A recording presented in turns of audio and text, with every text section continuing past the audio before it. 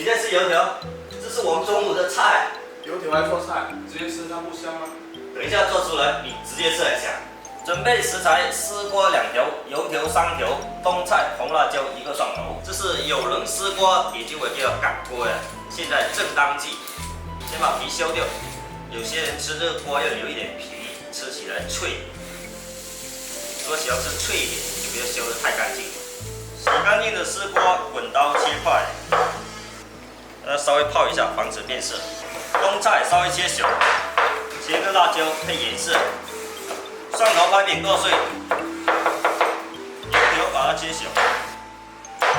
碗里来加一点胡椒粉，1勺鱼露，少许生粉，加2勺水，搅拌均匀。起锅烧油，水开来加一点油，盐要稍微多一点，2勺，这样等一下瓜有底味。再把丝瓜倒进去，丝瓜焯水过油都可以。煮开1分钟，把它倒出来。重新起锅烧油，油烧热，先把油条炒一下。油条买回来一下就变软了，所以再炒一下它比较香脆。稍微炒一下，把它倒出来控油。锅内留少许油，下蒜蓉，稍微炒一下，把瓜倒进去。快速翻炒一下，下冬菜，冬菜是咸的哦。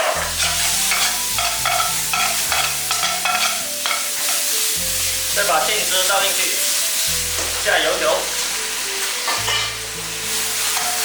翻炒均匀，加辣椒片，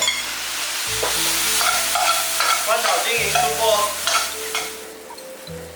丝瓜炒油条，油条的香脆再吸收丝瓜的清甜，好吃不油腻又开胃，特别的下饭。